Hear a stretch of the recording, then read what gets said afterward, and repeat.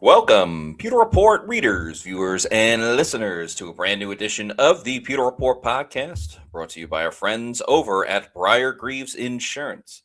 Protecting your assets starts with the company that you can count on.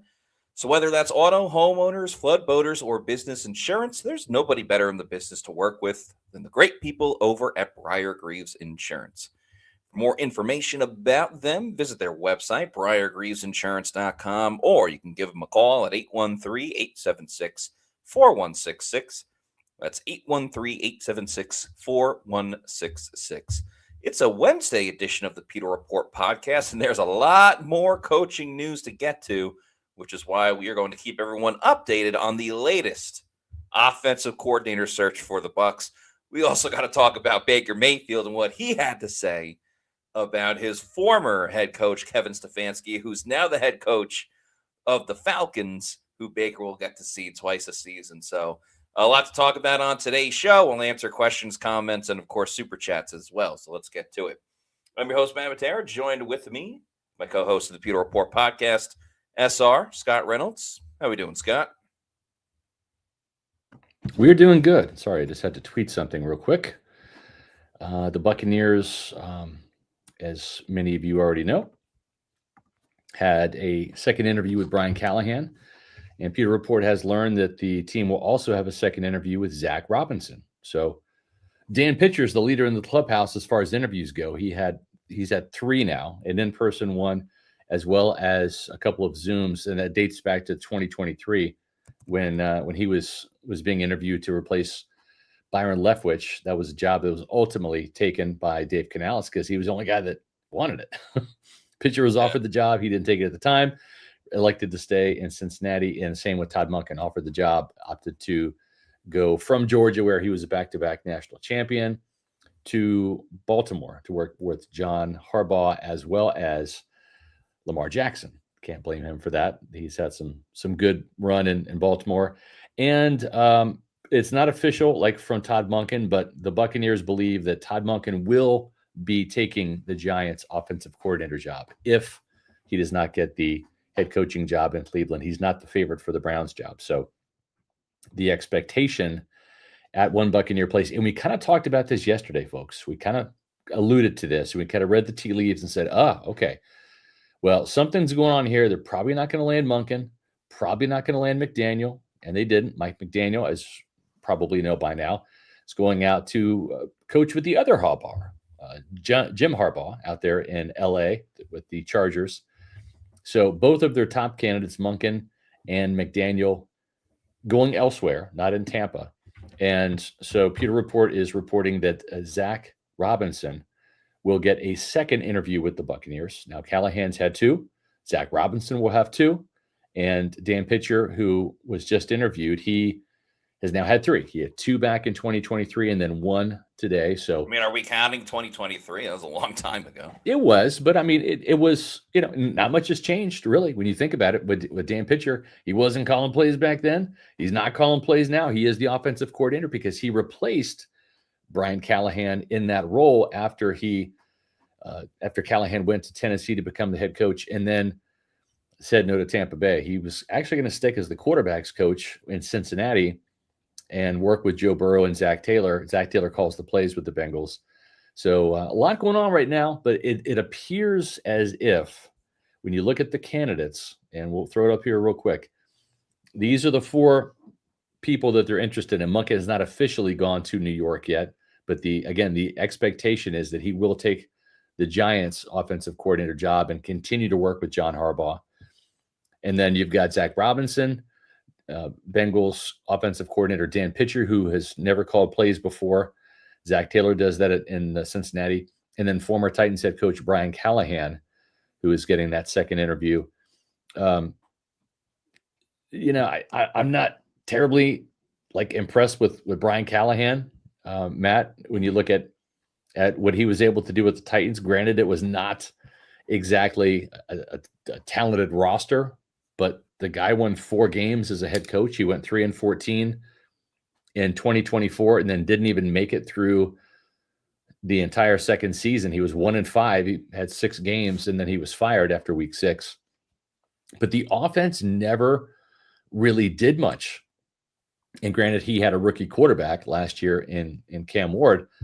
But Matt, you look at it in terms of points scored, in terms of passing yards, in terms of rushing yards. The Titans offense was just nothing to really write home about. So I know he came from Cincinnati, where he was the offensive coordinator under Zach Taylor, helped the Bengals get to Super Bowl with Joe Burrow. But again, he didn't call plays there. He's called plays in Tennessee for a year and a half, but I'm not sure what the appeal is there, to be honest. Yeah, I like this comment by the Vicness, who says he fired himself. He kind of did, because he gave over play calling after being in Tennessee. Yeah. So we're really going to learn with the Bucs, how much do they value an experienced offensive coordinator versus a young, bright mind. And it is tough with a couple of these, former Bengals coaches, where are you the product of Joe Burrow being Joe Burrow? Yeah. Or did you help get the best out of Joe Burrow? Because at this point, I know injuries have plagued a lot of Joe Burrow's career, but at this point, his best season, without a doubt, was 2021, when they went to the Super Bowl and lost to the LA Rams. And, pitcher was a big part of that. Callahan obviously has history there too. I kind of never really bought into the idea of Monken being the offensive coordinator with the Bucs, just because it just felt like he was always going to follow John Harbaugh wherever he went, unless he was getting a head coaching job as well. The real gun punch was Mike McDaniel, because McDaniel felt like it was legit. The ties to just staying in the state of Florida made a lot of sense. And even the thought of him working with Jim Harbaugh, two totally very different personalities. Yes. I wonder how that's going to mesh, but obviously Harbaugh had to sign on for it and be willing to work and collab with him. So I'm extremely curious about how that relationship is going to work out. But the top two options for the Bucs are certainly off the board. That doesn't mean they can't find someone to make this team successful, because again, they did it with Canales, who wasn't their first choice. Correct. And they found success obviously with Liam Cohen, and that was a very different situation. So it's a bummer for sure that McDaniel and Monken aren't coming, but I don't think this means it's an absolute disaster. It's not ideal, but certainly they're looking at door. I saw someone in the comments talking about door number 3 and stuff like that. Yeah. They are certainly, into their second and third tiers of options for the job. Yeah. And again, we alluded to that on the podcast yesterday, just because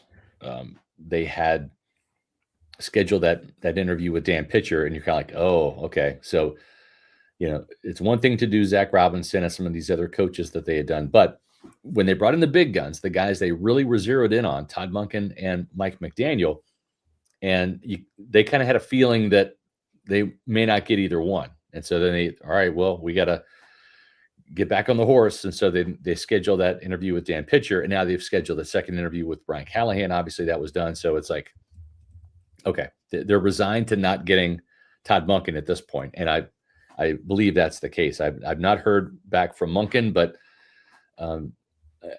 little birdie told me that he's probably not coming to Tampa. So, and again, I didn't think he would. There's a lot of appeal. Todd Monken still has a house in Tampa. He's worked Baker Mayfield before. He's worked with Mike Evans and Chris Godwin, but I think ultimately he aspires to be a head coach.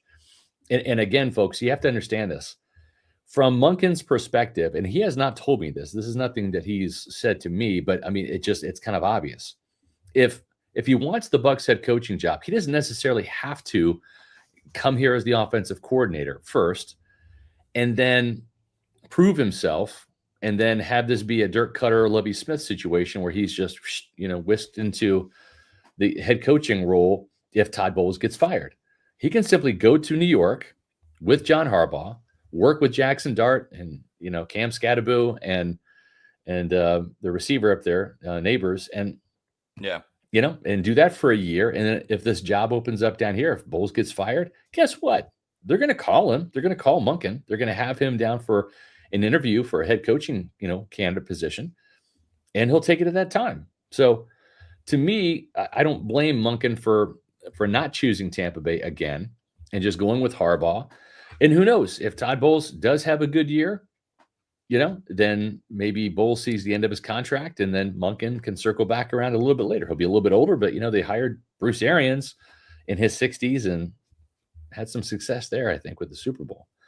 So we'll see. I just wonder now who's going to take the other NFL head coaching jobs, because if McDaniel's saying, "Nah, I'm good on the Ravens job. I'm good on the Buffalo job. I'm good on the Steelers job." Yeah. I know the Cardinals are out there. That's not too appealing. The Browns and the Raiders as well. Like, who is going to take those head coaching jobs? Because if McDaniel's opting for offensive coordinator, it looks like that it's going to have to be unproven guys getting head coaching roles, just because no one else seems to want to take the opportunity, which I find kind of odd. But I wonder if that will continue to impact the Bucs or not. Like, what if Zach Robinson gets offered the Bills job? Is he going to come to Tampa, or is he going to go to Buffalo? I'm not saying that he is, but I don't know. There's not that, like, even with Sean McDermott getting fired by the Bills, there's not that big pie in the sky like other years. Like, okay, they're going to move on from this guy and go get a Parcells or Belichick or a Gruden. There's just not that type of candidate this time around. No, there's not. I've heard very intriguing. Brian Daboll to the Bills, right? It's interesting though how Buffalo is not apparently considering promoting Joe Brady as head coach, right? I mean, that's kind of interesting. Brady's getting interviews elsewhere. I don't know if he's getting one in Buffalo or not, but it's like they don't obviously think he's the heir apparent to that job. He's not the Dirk Cutter like Kurt Cutter was under Lovie Smith here that just got that promotion. So we'll have to see. Jesse Minter, I think, is maybe the front runner in Baltimore for the Ravens job from what I've read. And I don't have any insight there, but I'm just reading some national reports. And then Pittsburgh, either going to be Mike McCarthy, Pittsburgh native, or Chris Shula, the Rams defensive coordinator, who could bring Nate Scheelhaase, kind of like what I had suggested the Bucs do. Bring Chris Shula down here as the defensive version of Sean McVay in Tampa, and then bring Scheelhaase as the offensive coordinator and start over. But the Blazers had other thoughts, and so Bowles is here for another year, and we'll see how that goes. But yeah, and then looking at Robinson versus Dan Pitcher, you're looking at, does Todd Bowles, is he willing to take a chance again on a guy that has not called plays? And in this year, in this situation, I have to think he does not want to do that. I think he wants an experienced play caller. So to me, Pitcher is the guy they obviously like, because this is his third interview since 2023. This is interview number 3. But who's driving that? Is Jason Light driving that, or is Todd Bowles driving that?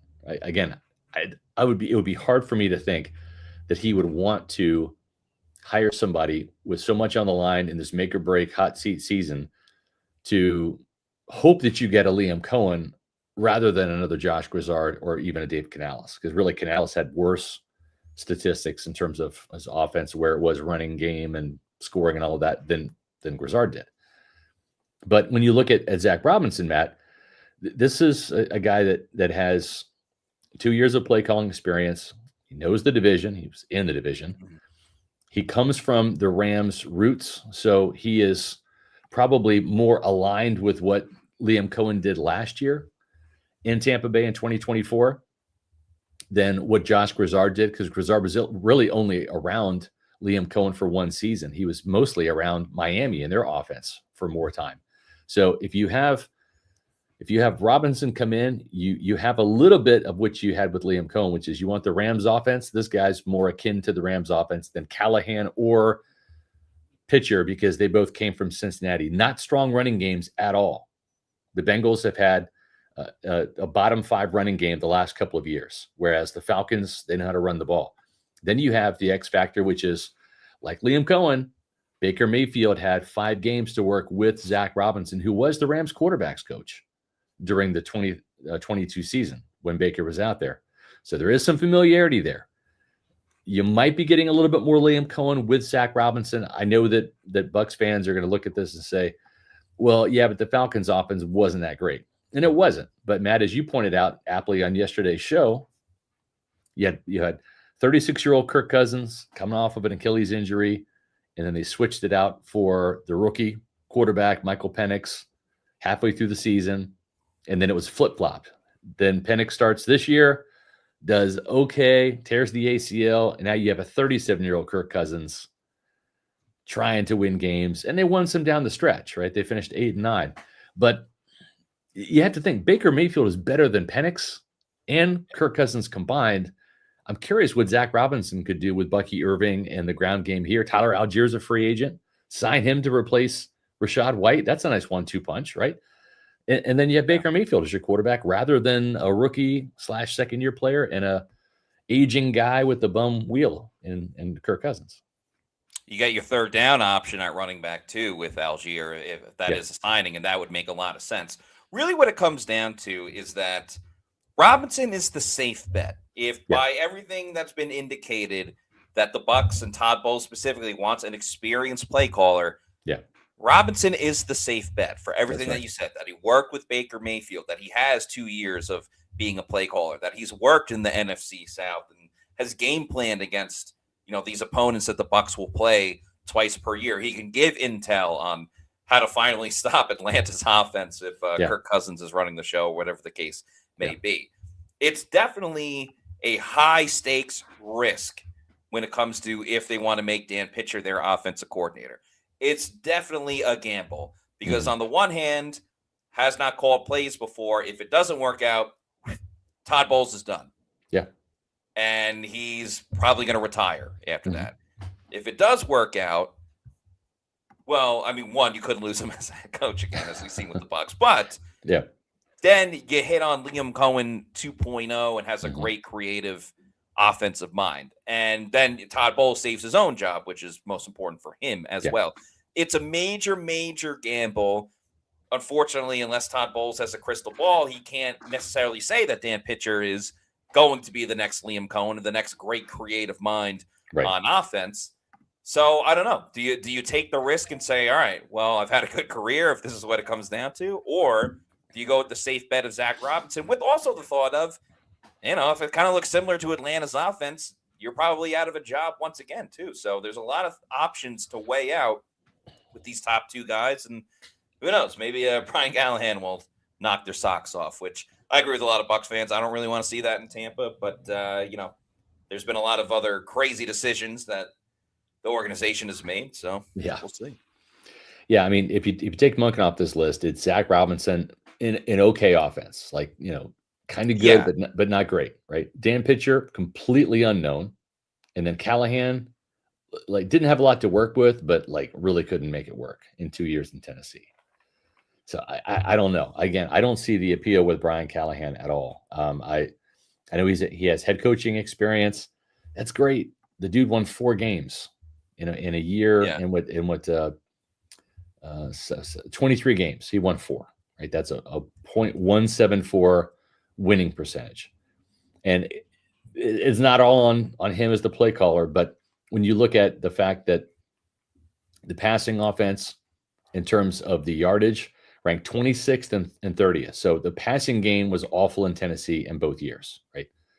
And then the running game, in terms of yards, 19th in 2024, and then 27th last year. That's awful as well. Okay. Then you look at scoring in terms of points, 27th in 2024, and then 30th last year. I don't get the appeal at all. And maybe he's a good coach.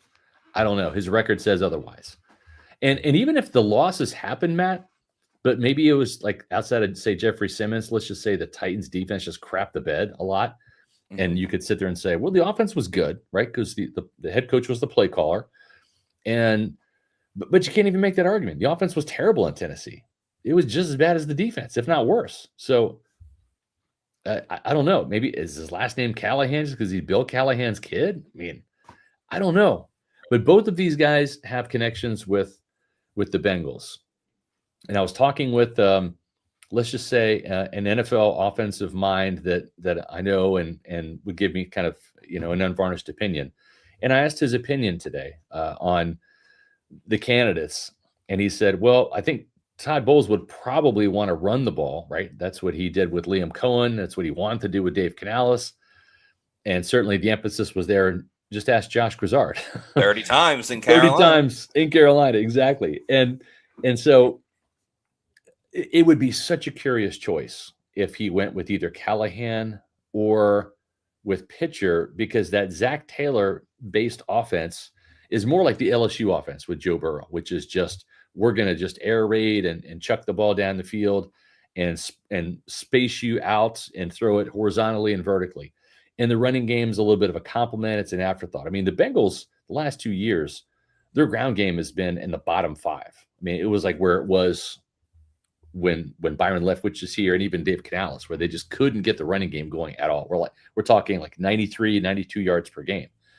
And so at least with what the McVay offense does, what Liam Cohen was able to bring, and some of the carryover with Josh Grizzard last year, which was, this team could run the ball on occasion, not as good as they did consistently in 2024 because of the injuries at guard, and you miss Bucky Irving for, call it half the season or whatever. But at least the emphasis was there. Maybe a little bit too much in certain games for this team, but still, I would be shocked if it's not Zach Robinson at this point in time, because because A, he's got the experience Bowles would want, and B, I think he's got a leg up because he has the connection with Baker Mayfield, the familiarity, and he's part of that LA Rams based offense, right? And then C, the benefit of, hey, he's been in the division. He's played the Saints, 4 times. He's played the Panthers 4 times. He was with Atlanta. You might be able to glean something there in terms of personnel tendencies, coaching styles, et cetera. I know there's been, a shakeup in Atlanta, so that's going to look different under Stefanski, but it won't look different on defense with Olbrich calling plays. And it would make more sense as Robinson is the offensive coordinator, because he is the safer bet. And what does Todd Bowles typically do? Goes the safer route. He's not typically more aggressive. He's not the type of guy that's going to take chances, and I don't think he'll take a chance even with his coaching career on the line as well. And I'm also curious, they bring in Callahan for a second interview. Earlier, they interviewed Mike Kafka. He was the Giants offensive coordinator, was the interim head coach. Yeah. I'm not saying I want him as the Bucs offensive coordinator, but I feel like he's a better option than Brian Callahan. When you look at a guy that was calling plays and got a lot out of Jackson Dart, as a young rookie young rookie quarterback making plays. Jameis looked pretty good. Yes, I see Brian. You got an endorsement, Maddie. There you go. I appreciate it. Yeah, I'm in. I'm down. I'll call some plays. I'm available to interview. Right. So I'm not saying Kafka should be the guy, but to me, he should be ahead of Brian Callahan based on what he was able to do with some talent and backup guys, which Brian Callahan wasn't able to do. And Giants this year, they'll have Malik Neighbors, but Kafka won't be there anymore. So I don't know. It does feel like it's dwindling down to probably just 2. Yeah. And we'll see. I would, at this point, if it's these 3, Brian Callahan, Zach Robinson, who, as I reported earlier, Pewter Report is reporting that that Zach Robinson will get a second interview with the Buccaneers. So they're kind of making this even. Now, will they do a second interview with Dan Pitcher? I don't know. Technically, he's at 3. He had an in-person and a Zoom back in 2023. Then he had a Zoom with the team again. So I don't know. Maybe that's probably good enough. I think you've spent more time with Dan Pitcher than you have the others, and you've already kind of offered him the job before. But now the qualifier is, if the qualifier is, hey, we'd like someone with experience, the edge is going to go to Zach Robinson. And I'm not, I'm not against that whatsoever. I think at this stage of the game, he's the best candidate, in my opinion, just because of those. Now, these dots that we're trying to connect, they all have to connect for it to work, right? You've got to have that relationship with Baker Mayfield and get that seal of approval. We know that Baker Mayfield, sometimes he won't give people a seal of approval, Matt. And I think that was the case with Kevin Stefanski, because that was some other Baker Mayfield related news that happened, which was rather interesting.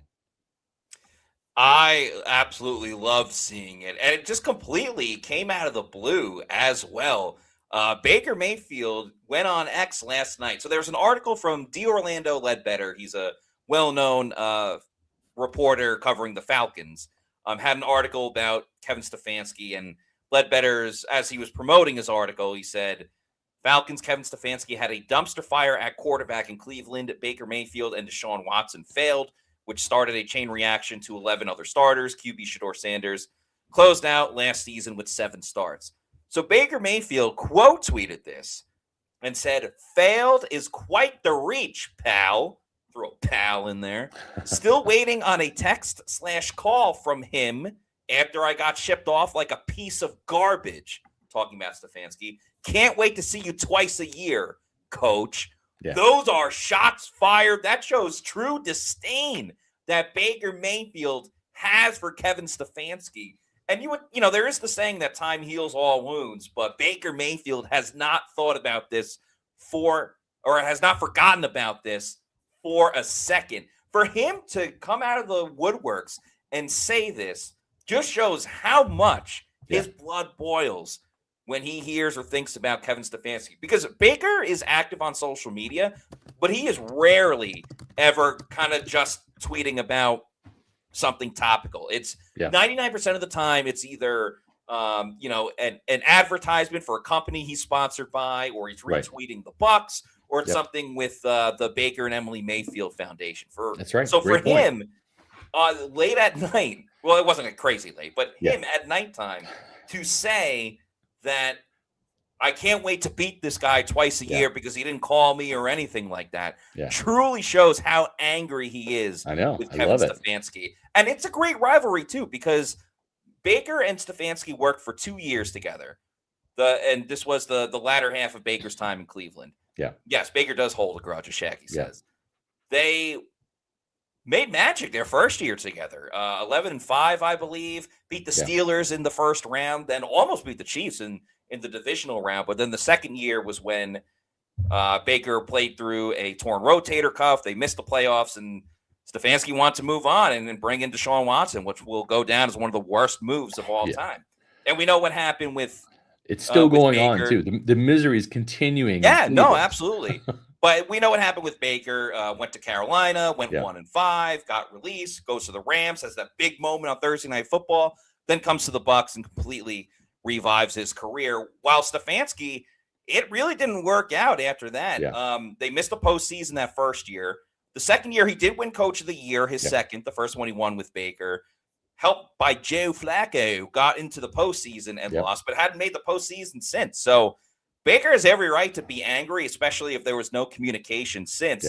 But this is great for the NFC South. There's a blood feud once again, twice a year. It's probably going to be one of the primetime games. Everybody's going to be looking and seeing, do they interact before the game? Do they interact after the game? What comments are made leading up to the game? Because obviously it's going to be asked about now.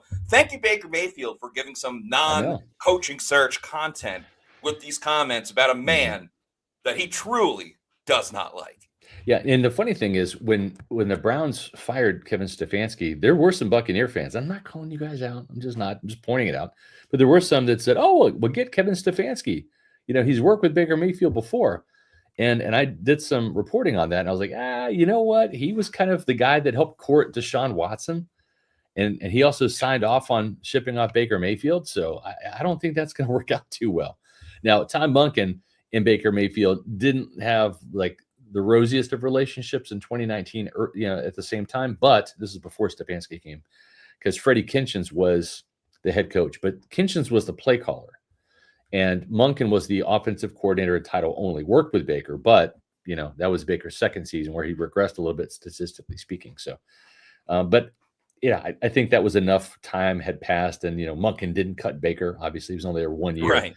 And he got fired with the mentions, the Freddie Kitchens staff, and then went on to Georgia, where he was there for 3 years, won a national championship the last 2. So, I think it could have worked with Monken. Don't think it's going to, because I think Monken's going to New York. So the Bucs, they think that as well. But yeah, this is fun. This is great. I'm excited and let's for remember, we know Baker's very opinionated. Like, that's not a surprise to anyone. But he was calling people out last season too. If you recall, after they beat the Jets, remember they had the big comeback drive at the end.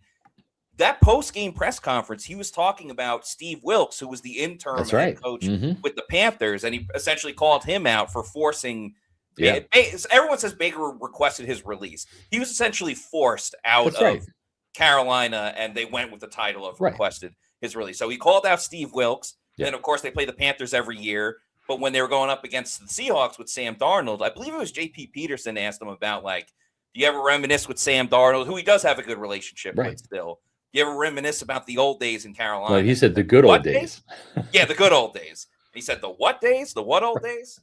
And so Baker's not afraid to get in front of a public forum, because I was going to say microphone, but on Twitter and X, it's public forum. Not afraid to call people out on a public forum, and he just did it with Kevin Stefanski. That makes it awesome for the Bucs-Falcons rivalry. Was a lot of Bucs-Saints the past couple of years, and Dave Canales is such a nice guy that there's no bad blood between the Bucs and Panthers, but definitely made Bucs versus Falcons so much more interesting this time around when they play each other twice a season. Yeah, I mean, even the fact that the Panthers won the division this year, we can say won with air quotes. They won the division this year.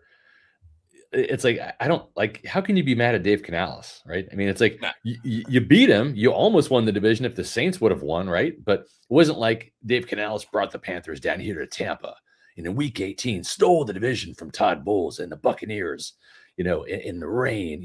They swept the Tampa Bay Buccaneers. It wasn't even like that. It was like they came down here, they lost a game that they might have, could have, should have won, right? But they didn't. And they kind of backed in as the champions. And Dave's such a nice guy. Like, you can't, you can hate the Saints all you want. You can hate the Falcons all you want. It's hard to hate the Panthers, though. It really is. It really is. He's just such a good guy. And he's one of those guys that, like, if the Buccaneers would have won, he probably would have tweeted, hey, just want to congratulate Todd Bowles and the Buccaneers for winning the division again. Hard fought. Hard fought. Exactly. I love Dave, man. How could you not love Dave? Yeah. So there is some news. I think I don't know if I reported this first or not, because I was doing it when I was on the podcast here. It's like at 3:00 or 3:02, or sorry. No, actually, sorry. Jeremy Fowler beat me to it. I thought I was breaking some news. I didn't.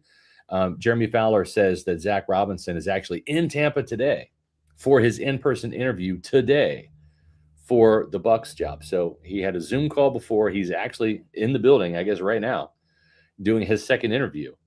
And then Robinson goes today, and then Brian Callahan will go tomorrow. So there you have it. So Zach Robinson getting his second interview right now, and then Brian Callahan getting his tomorrow, which tells me, Matt, they could make a decision on Friday, is my guess. They could make a decision on Friday. That would be cool. I would love. I prefer that. I would prefer that. I have weekend plans. We're heading to Mobile on Monday. I don't want to do an emergency podcast on Saturday, but if I have to, I will. I'll come in from the beach and hopefully suntan rather than sunburn, but I'll do an emergency podcast on Saturday if I have to. But let's try to get it done tomorrow, Bucs. We have got a new advertising partner here on Pewter Report podcast and also on PewterReport.com. Matter of fact, this company is going to be sponsoring our Bucs Battle Plans, which are coming up in about 5 weeks. We typically do it around the first week of March. So this is going to be a new advertising partner we're going to have during this spring. Really interesting stuff. Matt, I see you got a little bit of a 5 o'clock shadow. I need you to grow that beard out by next week at the Senior Bowl, if you can, okay? So, because I can't grow a beard. Genetically, I mean, I am Steve Reynolds' son. My dad could not grow a beard. I can't grow a beard. But this company I'm talking about is called Rugged Pirate Beard Company. And you can find them. It's a cool website, ruggedpiratebeard.com. They have these beard oils and beer butters that will keep your beard moist, smelling great, all sorts of scents. And here's the best part about it, folks.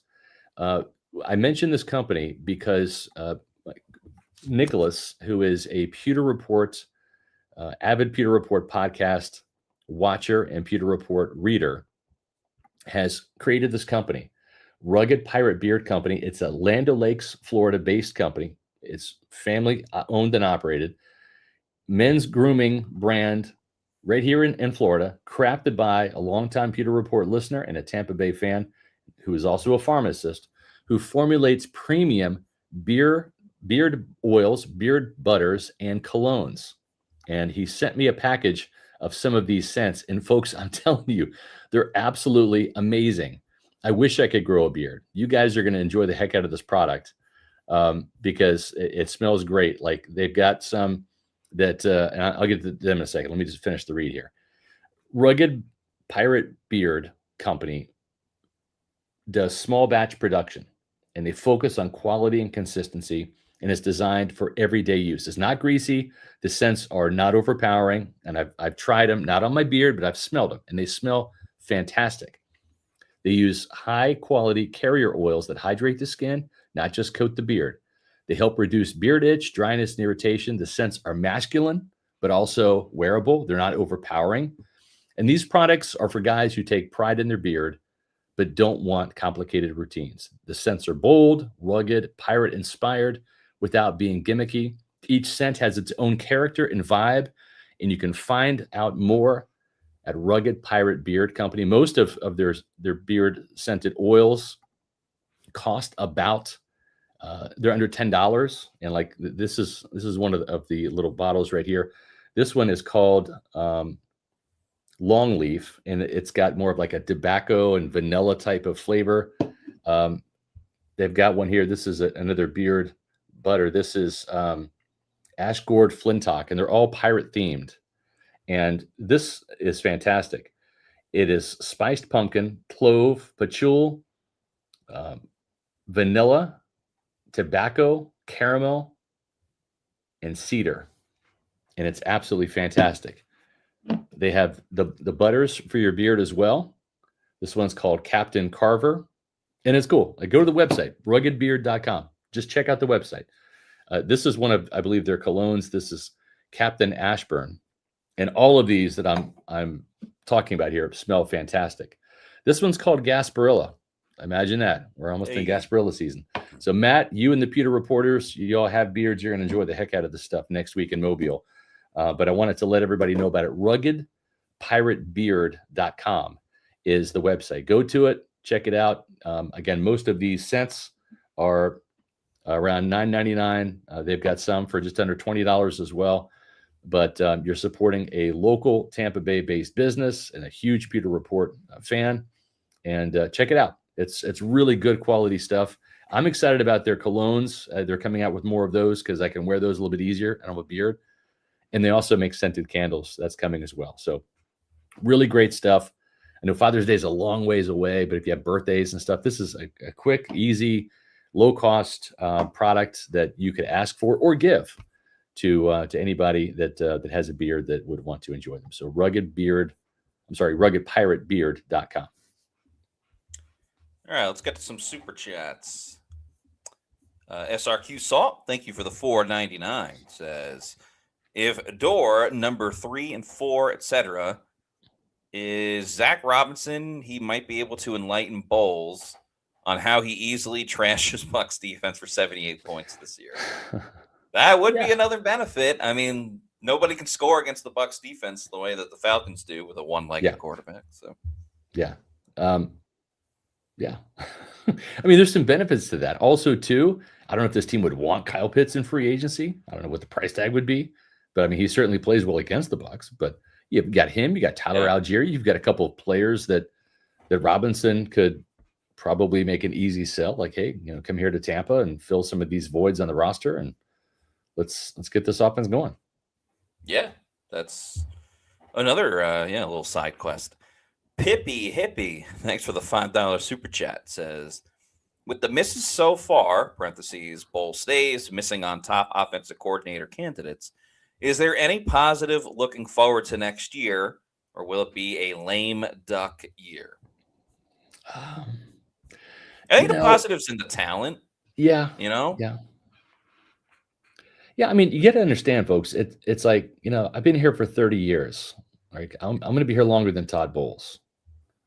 And, John Gruden had 7 years in Tampa Bay, right? I was here before John, and I'm here after John, right? Coaches come and go. If Mike Evans returns, this will be year 13. Okay. Tristan Wirfs isn't going anywhere. Luke Gedeke is not going anywhere.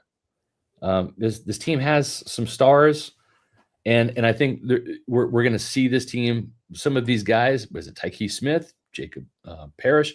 I don't know, Some of these guys are going to develop into stars. Vita Vea has been here, since 2018. So Todd's not going to be here forever.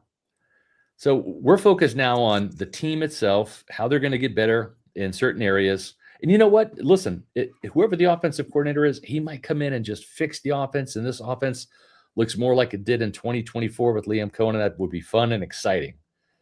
Mm-hmm. If the defense isn't fixed, like Todd's gone. That's just it. So, right.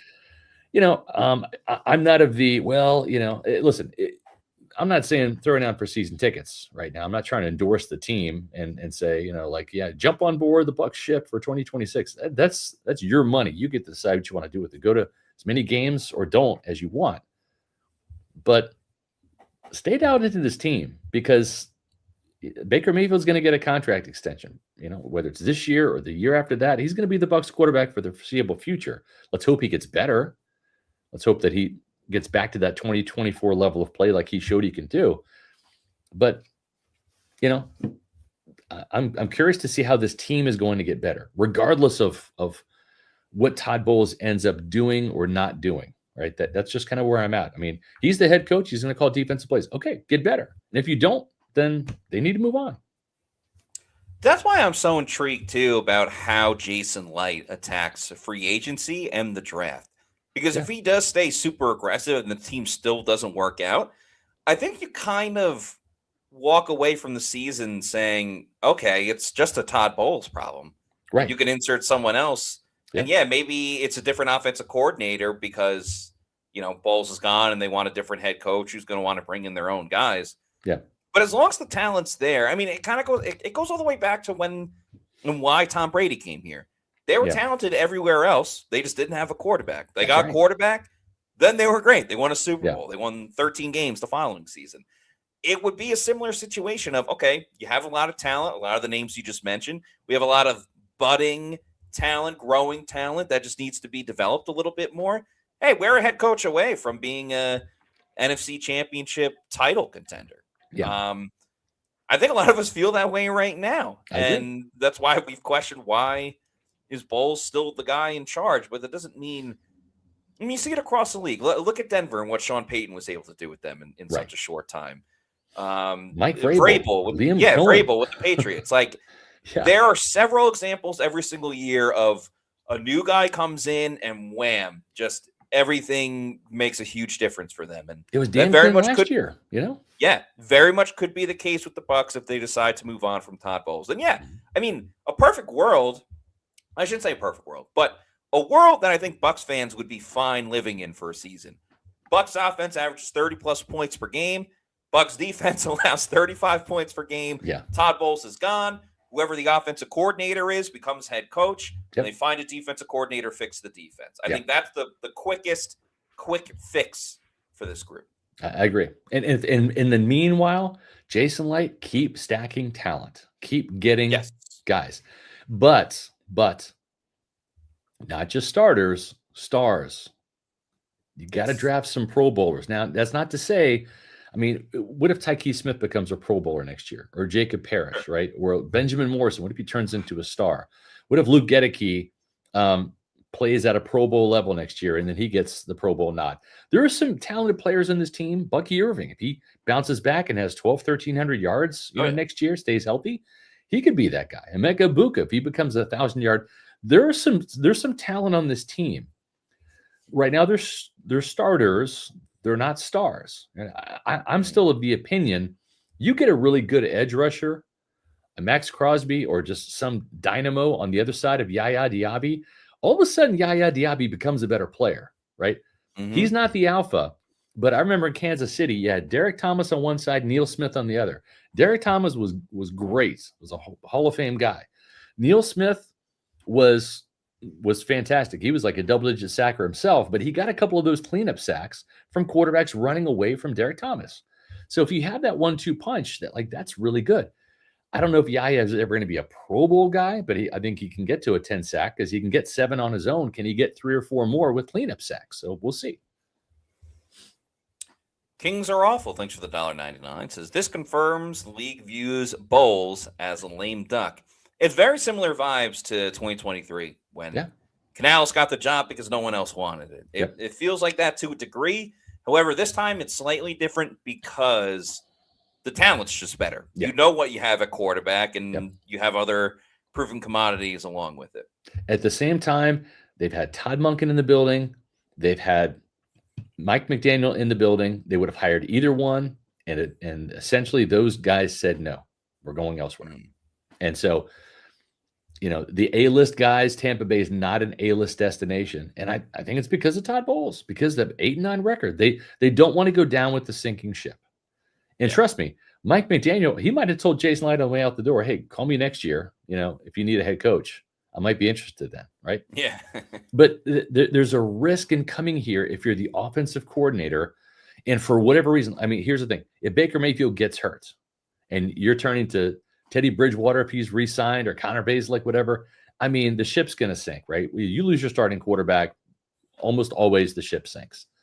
So you don't want to come here as the offensive coordinator and run the risk of having the ship go aground, right, or sink.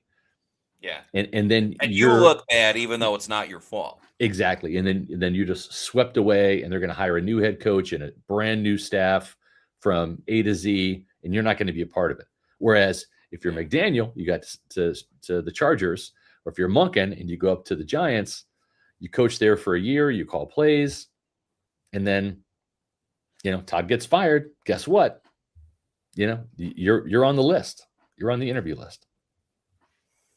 D. Delaney, thanks for the $1.99, says, Dan Pitcher gives me Ben Johnson vibes.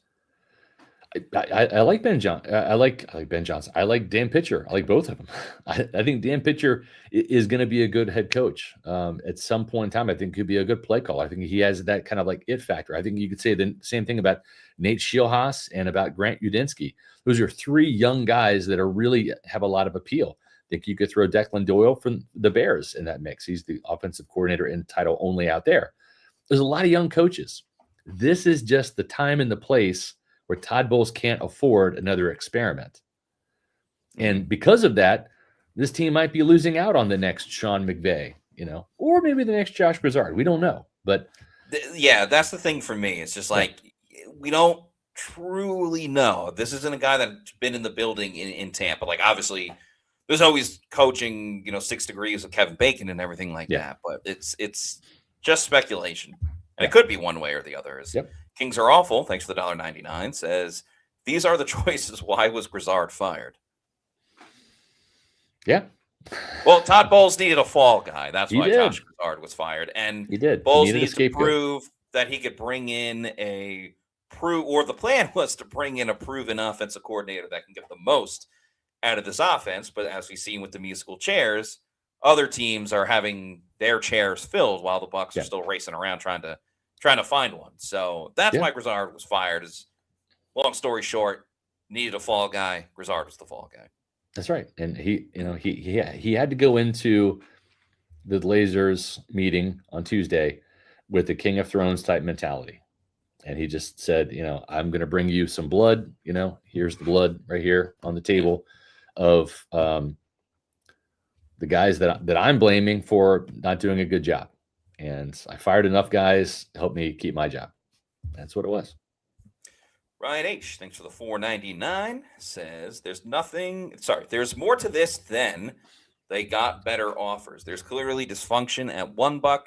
Why would they all choose somewhere else if not? It's just the situation. It's not, there's not dysfunction. Yeah, it's not just, right. Yeah. It's just reading the room. It's reading the, it's like you look at a flow chart. If this, then that. If that, then this. And you got to play out every single factor. I don't blame Mike McDaniel at all for going to L.A. And everyone knows how I feel about Justin Herbert. But you get to coach a team that just made the postseason, has talent there, and a young quarterback with a ton of talent. That makes a lot more sense. Proven head coach. Head coach as well. Yeah. Very proven head coach that's won everywhere he's gone.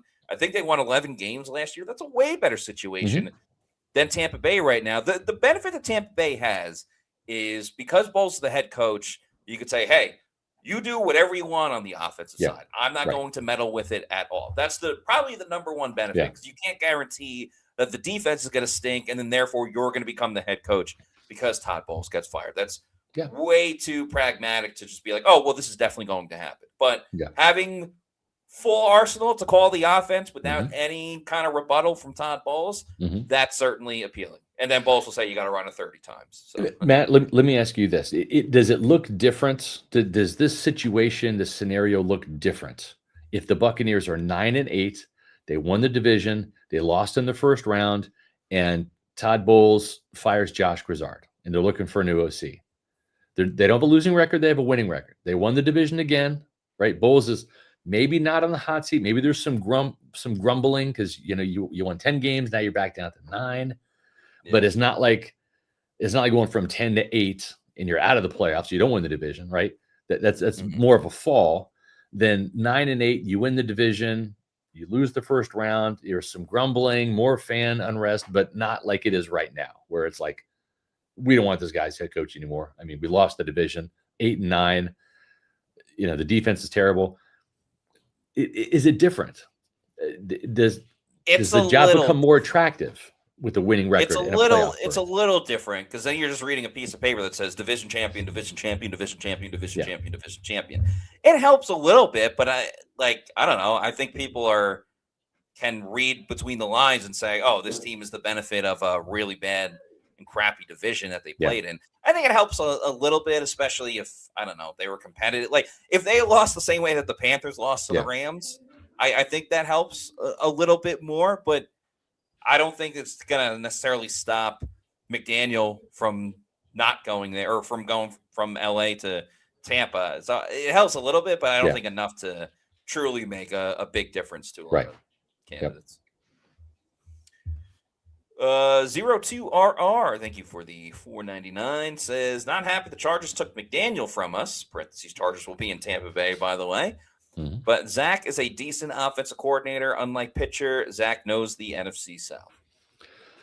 Yeah, I mean, maybe I'm talking myself into Zach Robinson a little bit here, but I think that he has more boxes that are checked than either Callahan or pitcher does, right? And we kind of run him down before the Mayfield, the NFC South. He's called play for 2 years. The playbook is more akin to what Liam Cohen was running because it's got more LA-based roots. What did Robinson spend 5 years out in LA, I think, under McVay? Yeah, a long time. Yeah, and Josh Grizzard, I'm not knocking Josh, but he had 1 year worth of familiarity with this offense. He came in from Miami as the pass game coordinator. Liam hired him, right? And I think he put a little bit more of a Dolphins flair on this play calling with the more vertical attack. It was a little bit less vertical, more horizontal based. I think that's why you saw the completion percentage for Baker, 71.4, career high, franchise record under Cohen, and it dropped considerably into like the lower 60s. I mean, not a 10% point drop, but close to it. And I think maybe you get a little bit more of that with Zach Robinson than you would with again, pitcher Callahan. It's more of a vertical based attack with Joe Burrow pushing the ball down the field, to Jamar Chase, T. Higgins, etc. Kings are awful. Thanks for the $4.99. Says Bowles does not deserve a retirement announcement if he sinks the ship. Bucs fans need to hear the "you're fired" announcement. He's no Arians. I think that's a little far. He did help win a Super Bowl in Tampa with a great defensive game plan in 2019. It hasn't. He can at least have the dignity to announce a retirement. Yeah. They just did it with Nick Rapone. I mean, let's not go overboard with it. Yeah, it's been worse in Tampa. That Lovie Smith 2-14 season kind of comes to mind. Right, exactly. T-Level, thanks for the $2 super chat, says Stefanski won head coach of the year on Baker and an all-star cast. Yeah, Baker helped him get one of those 2 awards that he won, so something to factor in as well. Yep. Ben Harvey, thanks for the $5 super chat, says none are clear upgrades over Grizzard. Had just as much adversity as Robinson. Why not interview Shieldhaas? Options in college ranks. Why not more options? Good question. I think with the college route, even though you have play callers, the NFL is just a little bit of a different game. And sometimes it works. Sometimes you have Chip Kelly, who came from Oregon and worked for a minute, but then he just got fired in LA. I just think, listen, this is Todd Bowles' hire. Jason Light has a say in it. He is the general manager. It's like it's his team, Jason's team, but it's Todd's coaching staff, right? So they have to kind of work together in this. And at the same time, at the end of the day, Jason is on the sidelines, but he doesn't have a headset, right? He's not calling plays. He's not making decisions. He's there just watching because he likes to be kind of like in the action with Greenberg and McCartney and all of that. They like to be on the sidelines, Beal. And that's kind of cool, I think. But Jason's not a coach. He's not on the coaching staff. So Todd's going to get the say. And Todd's reading the room, and he needs an experienced play caller at the NFL level. So I think that's where we are. I'll say this. Yes, Grizzard had a ton of injuries to overcome. Offensive line, Bucky Irving, Mike, Chris being in and out of the lineup, et cetera. But it's a little bit different, right, Matt, when you lose your quarterback, when you go from your first year, your experienced quarterback, your big, huge, big money free agent, not getting the job done, then you put the rookie in who didn't have any playing time in the preseason outside of like a series. Then you throw him in there. He gets a little easy win against the Giants, and he plays like the last couple of games. Then it's flip-flop. Then Penix is the starter, does okay, hurts, blows out the knee again, whatever. Then you go back to Cousins, who's clearly at the end of his career. He's 37 now, right? And you just don't in the NFL. If you don't have a quarterback, you're not going to win. And so I think that has as much weight on it as all of the injuries that Grizzard had to deal with. The guards, Bucky missing some time, Mike, et cetera, because the quarterback position's everything in the NFL. You're muted, Mike. I'm sorry, Matt. Your mic is muted. Huh? Keeps going in and out. Okay, now we're good. Yeah, quarterback's the most important position in football. It's slightly different than the Cohen situation because some people might say, oh, well, Leo Cohen was at Kentucky. He spent time in the NFL with the Rams too, and then really, made it big time, calling plays at Kentucky and then coming back. So it's a little bit different. But as you said before, the main headline is the Bucs want an experienced play caller, and that's why they're not going the college route. Yeah. And then Shieldhaas as well, like he's interviewing for head coaching jobs. Right. He probably doesn't want the Tampa job, or else he would have been brought in for an interview. Yeah. And at the same time, he's still in the mix of the playoffs. And so I think you're limited to only how many interviews you can do via Zoom. You can't do any in person, obviously, because you're still coaching. So that's part of it, I think, too. Yeah. If they want you house, but I'm not sure that they do. McGee, thank you for the $5 super chat. Says, if you guys were in Todd's shoes and doing your first team meeting, how would you handle it with knowing how the players feel about your system? I would change the system. That's what I would change the system too. Marcos, thanks for the $4.99, says, I think it was you guys that mentioned Penix struggled in a complex offense. Possible Zach was handcuffed, and it was a poor reflection of his ability. I think with Penix, he operated like out of a shotgun almost exclusively at Washington. And then didn't do anything under center, right? So, yeah, I mean, and from what I understand, and I've talked with Devin Culp, who came from Washington as well, right? A lot of it was look at the sidelines, the plays coming in, you don't huddle. I mean, it's just a different beast in the NFL. You have to huddle, and just a different mode of operation, right? Than it is when you're like looking at cards on the sideline. They hold up the big thing. It's the Fred Flintstone play. Okay, let's, Fred Flintstone on 3 or whatever it is. It's Lee Corso or, Gene Simmons from Kiss, whatever the placard says, like that's the play call. And so it just is different at the NFL level. And I think Penix is a smart guy. We interviewed him at the Senior Bowl and the Combine, but it's just an adjustment period to that. I think we've even seen Devin Culp have some struggles with huddling and getting the play call, and not just that, but it's 2 play calls, right? That's part of the system. You get 2 play calls in the huddle, and then you go to the line with the primary play call. And if Baker Mayfield says, can, right, then you go to the second play that was called in the huddle. Well, if you've never huddled and there's no flashcards to look at on the sidelines, like you got to learn how to do that. And so I think there just was a learning curve there for Penix. I think there's a learning curve there for Devin Culp. Anybody coming out of the Washington system, it's a little bit easier, I think, as a wide receiver to make that adjustment, honestly, than maybe another position at the line of scrimmage or the quarterback. But, it's just part of it. Edwin Mill, thank you for the $4.99. Says, Dan Pitcher is a wimp. Didn't bet on himself when he had the chance last go around. At the same time, you don't want to be a one and done anywhere. Like Josh Grizzard right now is having a hard time finding a job. Like he got interviewed for the Eagles job. I hope he gets it. He's a good guy. I don't know that he's going to. When you've had 1 year and you failed wherever that was, and say what you want, whether Josh, you think he did okay, whether he failed, he got fired after 1 year, right? He got fired, and then, like that was the verdict. What, you weren't good enough, and I fired you. That's hard to kind of recover from. He's going to have to go probably down to becoming a receivers coach again and work his way back up, or a passing game coordinator, right? He's not going to go from this job to an offensive coordinator job, I don't think. Maybe he's going to the Eagles. I don't know.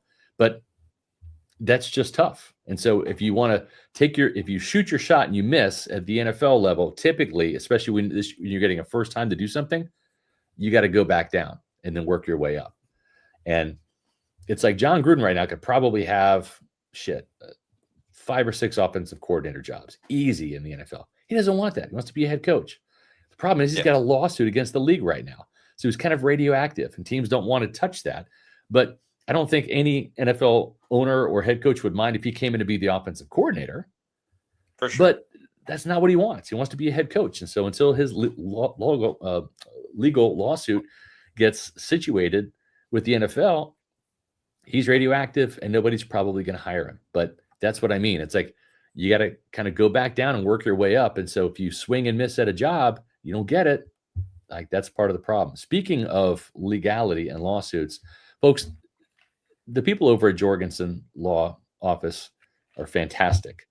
And if you need legal representation for any personal injury, workers' comp, or any other type of work-related incidents or accidents, these are the people to turn to. Welcome to Jorgensen Law PA, where our family's legacy drives us to fight for your rights. Specializing in personal injury, workers' compensation, and Social Security, we're committed to winning for you.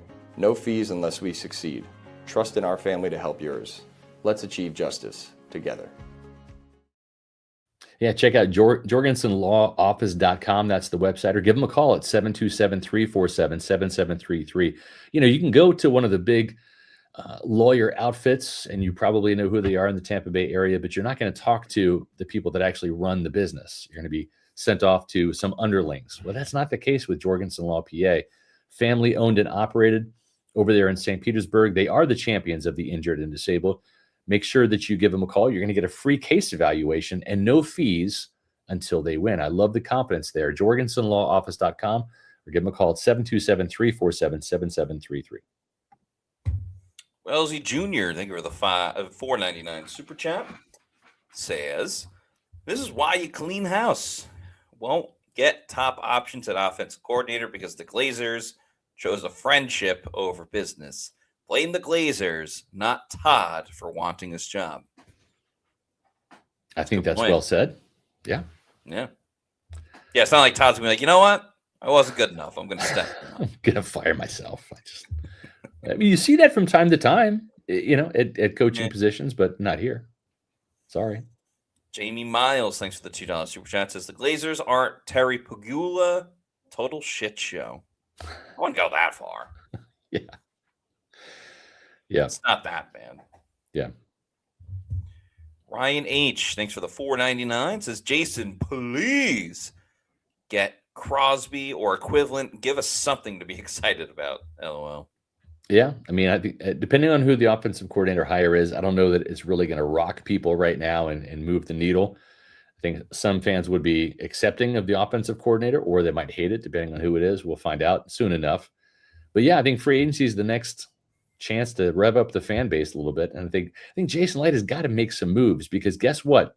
If Todd Bowles does get fired, he's the next one in the crosshairs, right? He's got to get some more Pro Bowl caliber players. And listen, as much as we knock Todd Bowles, and we'll get to the super chat in just a second here, Matt, but as much as we knock Todd Bowles for not doing a good job with the defense, like, that's what he's had to deal with, right? So I give Todd a little bit of clearance on this, because he has some say in this. He's got his fingerprints on this, but Jason's ultimately making the call.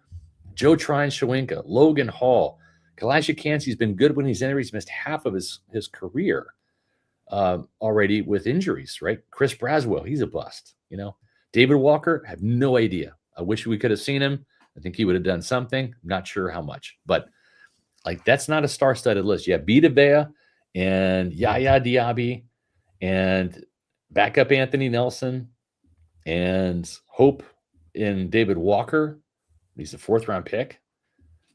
Kalijah, it's great when he's out there, but I mean, that's it. So, Jason's got to do better in the front 7 for sure to help Todd or whoever is calling this defense. Yeah, the effort's been there. It's just not the desired results. Yeah. Eric Moreno, thanks for the $5 super chat, says, unrelated to football, going to Hawaii in 47 days, Maui, first time ever with my best friend. That's awesome. That's cool. Let us know how the trip goes. Matt, have you been to Hawaii before? No, I'm going this summer, though, so I'm very excited. Very cool. Yeah, I've never been. I would like to go, but have not been there yet. So very cool. One other comment here from our friend Steinbauer Sports. Did SR just say that we're giving Baker that extension? Probably not this year, but I got to think it's coming. I mean, there's no other quarterback options in Tampa Bay right now. And I think Baker Mayfield at his worst is probably closer to 15, but he's in the top 15. And when he's at his best, like he was in 2024, I think he's a top 10 quarterback, probably closer to 10. But like, that's not a bad thing. Like to have one of the better halves of the league in terms of quarterback play, especially with all the weapons around him, Yeah. SRQ Salt, thanks for the $4.99, says, PSA, everyone do yourself a favor and spend 30 minutes watching the Bills press conference this AM. What a shit show. Yeah, I saw some clips. Apparently, Keon Coleman, the former Florida State wide receiver drafted by the Bills, apparently he's getting a lot of ricochet shots with the owner being like, yeah, the coaching staff wanted Keon Coleman, so that's what convinced their GM and everything like that. So really throwing Keon Coleman under the bus and everything like that. But yeah, ownership interviews can be great because who's going to tell them what they can't say? Right. They're the owner. So sometimes it is good when the owners talk. If only the Blazers were that forthcoming. Yeah, right. I love Joel, but I mean, he does not really give us much information once a year when we meet with him at the NFL. For sure. They don't give any info. I don't necessarily blame them. Like I'd rather not be in all the situations where any comment you make is going to echo like 100 million times. The polar opposite is Jerry Jones. He's commenting after every game. Well. Yeah. Like Wade Johnson this year was like, if our quarterback could throw a forward pass, that would be great. It's like it's hilarious, but that's not the thing you want to say. Exactly. Especially when your team is, getting clowned on every day, it feels like. So yeah. Yeah. Well, we've got some other programs coming up this week that we want to tell you about here too. We punted on what was going to be the topic for today. We'll save that for probably after Senior Bowl, but we were going to talk about, are the Bucs closer to a rebuild or a reload, right? That's a topic for another day. We'll get to that. But tomorrow's show should be a good one. 4:00 right here on Pewter Report TV. How many top 5 players at each position do the Bucs have, like across the league? We know Tristan Wirfs is one of those guys. He is a top 5 offensive tackle. I think he's number 1. Maybe he's number 2 or 3 on other people's list, but he is a top 5 guy. Who else, aside from Tristan, is among the elite across the NFL? That'll be the topic for tomorrow's Pewter Report podcast. Friday at 1:30. Matt, I get a funny feeling we're going to be doing an emergency podcast on Friday. I don't know why. I think the Bucs are going to make up their mind by tomorrow. Maybe even Thursday night we'll do an emergency podcast, but I think it's coming.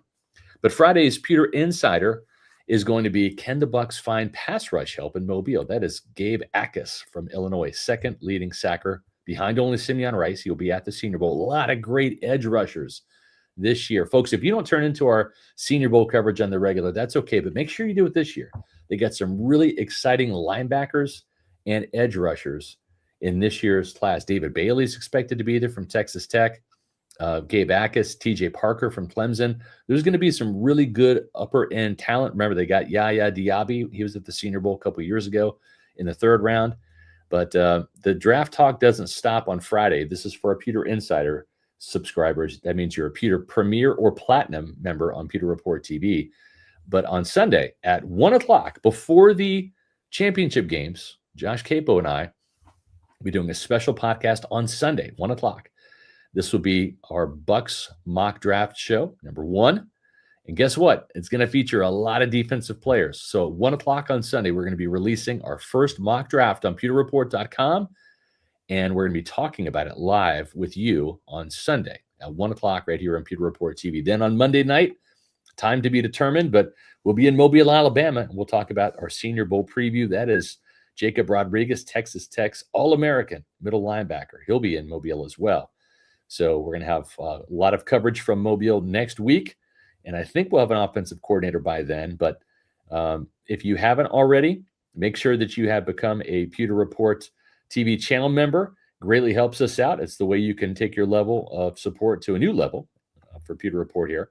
You can pick the membership level that suits your budget the best. Everybody gets perks, some more than others. Again, if you're a Pewter Premier or Platinum member, you're going to get access to those special weekly Pewter Insider shows. And another one's coming up on Friday at 1:30. Before we leave, we want to give a shout out to all of our Pewter Reports TV channel members, our platinum members. We want to say thank you to everybody there as we let that roll across the screen. Tomorrow, we will be thanking all of our Pewter Premier members as well as our new members. So make sure you stick around for that tomorrow. Another great show today, Matt. I feel like we're closing in on getting this offensive coordinator hire. We just had Jordan Peters, 343, become a YouTube channel member. So thank you very much. Be like Jordan. Help join the masses of subscribers here and members at Pewter Report TV. Also, hit the subscribe button. It's free. You can help us get to 23,000. Got about less than 600 more to go until we reach that level. But yeah, we're going to have a lot of fun in Mobile next week. We always do. Go to barbecue. We get to watch some more live football. And let's face it, Matt, the Buccaneers have drafted a lot of players that have been at the Senior Bowl. Payne Durham, Servassier Dennis, Yaya Diaby, Cody Malk. Yeah, some better than others, but yeah, that'd be fun.